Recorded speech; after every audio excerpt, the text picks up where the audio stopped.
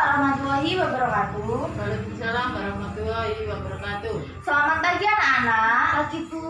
Bagaimana kabar kalian pada pagi hari ini? Sehat. Alhamdulillah. Sebelum Ibu lanjut ke pembahasan berikutnya, Ibu mau mengingatkan kalian tentang konsep yang Ibu ajarkan minggu lalu, yaitu tentang pertumbuhan dan perkembangan. Ada yang masih ingat apa itu pertumbuhan? Ya, Aurel? Pertumbuhan, proses bertambahnya jumlah atau ukuran atau volume sel suatu makhluk hidup. Bagus. Jadi pertumbuhan adalah proses bertambahnya jumlah, ukuran, volume sel pada makhluk hidup. Jadi contohnya itu pada tumbuhan yang awalnya itu jadi 2 cm tumbuh menjadi 5 cm. Kemudian ada yang masih ingat apa itu perkembangan? Ya, Proses makhluk hidup menuju kedewasaan atau pematangan fungsi organ. bagus ya Nak. Jadi perkembangan adalah proses menuju kedewasaan atau pematangan fungsi organ. Kalau pada tumbuhan itu contohnya pada tumbuhan yang sudah menghasilkan buah. Paham ya? Itu adalah konsep tentang pertumbuhan dan perkembangan. Kita akan terapkan konsep tersebut pada tumbuhan, di mana kalian pernah nggak menanam? Pernah Bu. Hampir semuanya pernah menanam ya. Jadi kalau kita menanam itu awalnya dari apa dulu? Biji. Bagus. Jadi kalau kita menanam itu awalnya itu dari biji dulu.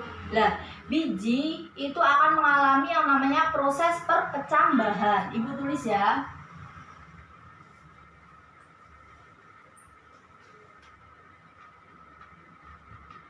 Kemudian setelah proses perkecambahan itu akan tumbuh dan berkembang.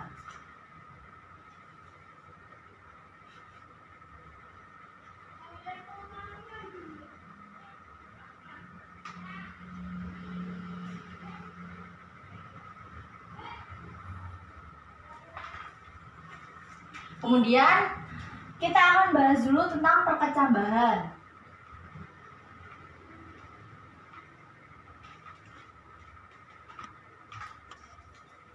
Apa itu Bu perkecambahan? Ada yang tahu?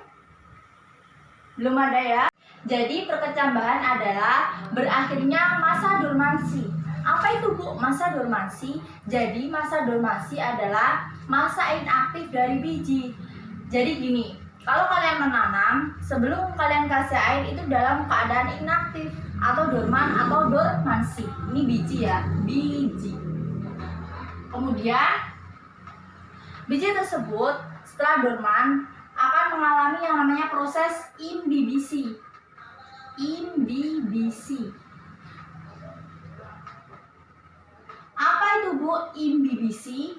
Jadi imbibisi adalah proses masuknya air di dalam biji. Itu namanya proses imbibisi.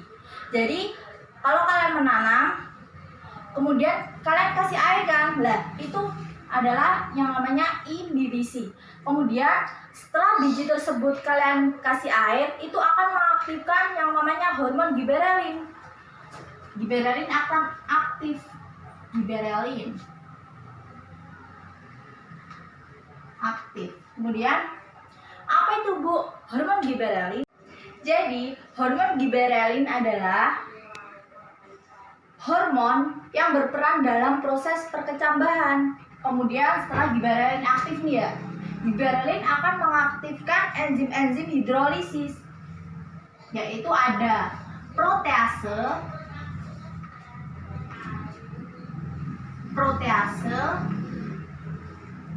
kemudian ada lipase dan amilase.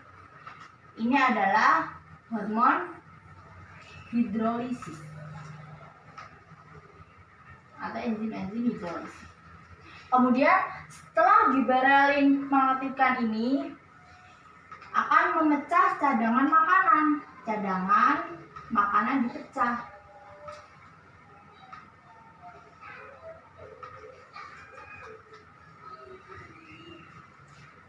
Setelah cadangan makanan dipecah akan yang membentuk yang namanya energi. Kemudian setelah energi ini akan yang dari biji yang tadinya bulat doang nih akan berkecambah. Gini. Jadi yang pertama itu dari biji yang dorman, kemudian air masuk secara imbibisi, kemudian air tersebut akan mengaktifkan enzim giberelin. Enzim giberelin akan mengaktifkan enzim-enzim hidrolisis. Kemudian enzim hidrolisis akan memecah cadangan makanan, kemudian membentuk energi. Kemudian setelah membentuk energi, biji tersebut akan berkecambah. Mudah kan? Kemudian pada perkecambahan ini ada tipe perkecambahan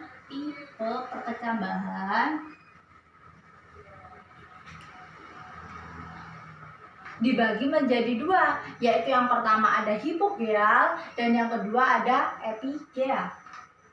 Hipogeal dan epigeal. Apa itu Bu hipogeal? Lah, hipogeal itu si kotiledonnya itu berada di bawah tanah. Bagaimana itu Bu? Jadi gini, kalau kalian pernah nggak memegang kedelai, biji kedelai, lah itu kalian pecah, itu kan ada dua keping biji ya. Lah, keping biji itu namanya kotiledon atau keping biji. Jadi hipogeal adalah tadi. Contohnya itu gini. Ini biji. Kemudian biji tersebut ini tanah. Nah, ini biji. Kemudian ini kecambah. Nah, pada hipogeal itu kotiledon atau keping biji itu berada di bawah tanah. Contohnya itu pada tanaman padi, jagung, dan kacang kapri. Kemudian yang epigeal. Epigeal itu kebalikannya. Kalau yang hipogeal itu kotiledonnya di bawah tanah, kalau yang epigeal itu kotiledonnya berada di atas tanah. Ibu gambar nih ya, biji. Kemudian gini. Ini membentuk yang namanya calon akar. Kemudian calon akar tersebut akan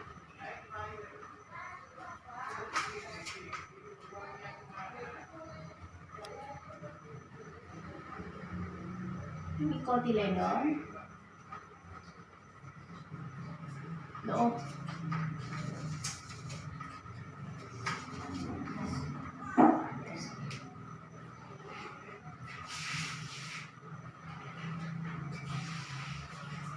Nah, sedangkan yang epigeal itu kotiledonnya berada di atas tanah. Jadi ini adalah calon akar.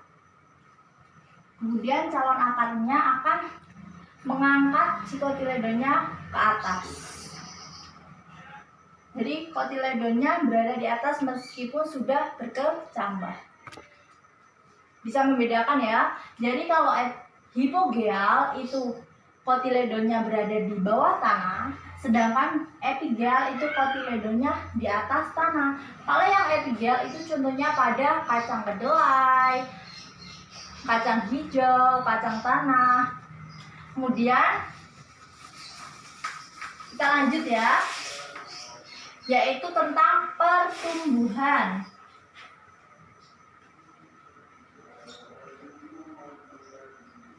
Pertumbuhan juga dibagi menjadi dua, yaitu pertumbuhan primer dan pertumbuhan sekunder.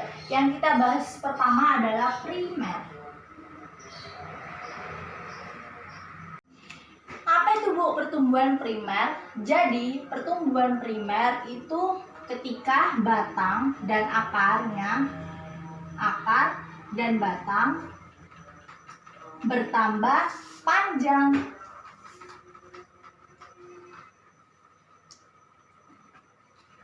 Kemudian pertumbuhan primer ini disebabkan oleh meristem apikal.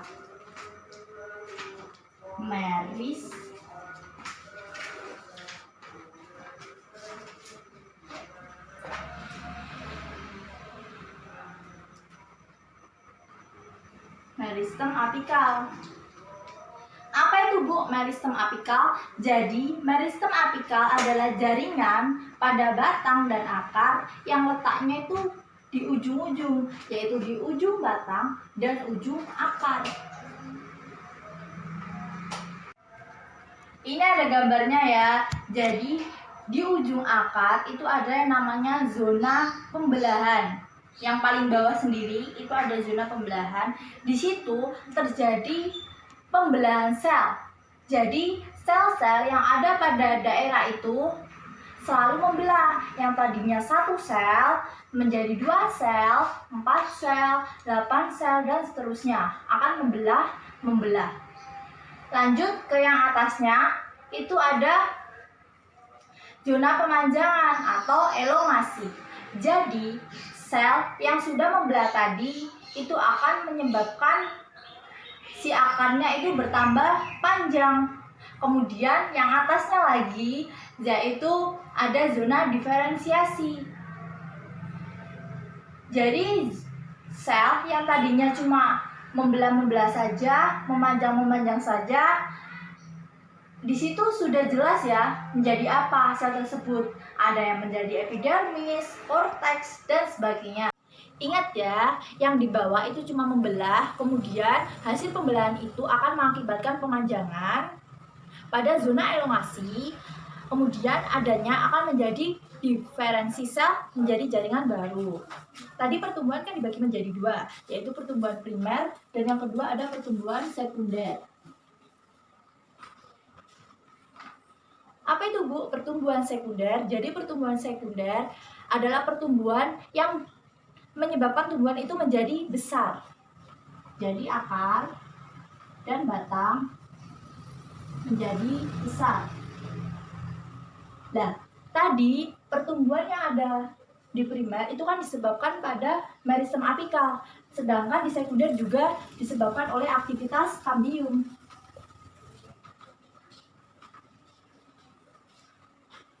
Jadi di suatu batang itu ada jaringan floem, jaringan kambium, dan xilem. Kambium yang ada pada batang ini yang akan menjadi lingkaran taut yang menyebabkan batangnya itu menjadi besar karena adanya aktivitas kambium. Jadi pada pertumbuhan primer itu menjadi panjang karena adanya aktivitas meristem apikal, sedangkan pada pertumbuhan sekunder itu menjadi besar ke samping karena adanya aktivitas kambium. Sudah paham? Kemudian kita lanjut ya. Selanjutnya yaitu perkembangan.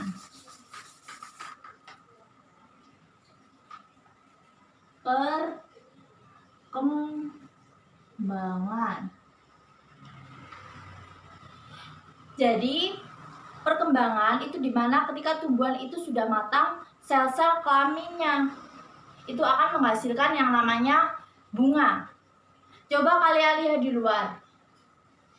Ada bunga tidak? Kalau ada, berarti tumbuhan tersebut sudah matang kelaminnya. Kemudian nanti akan menghasilkan yang namanya buah. Nah, itulah yang namanya perkembangan pada tumbuhan. Jadi ingat ya, kalau pertumbuhan dan perkembangan itu diawali dari perkecambahan, lalu terjadi pertumbuhan dan perkembangan. Oke, sudah paham semuanya?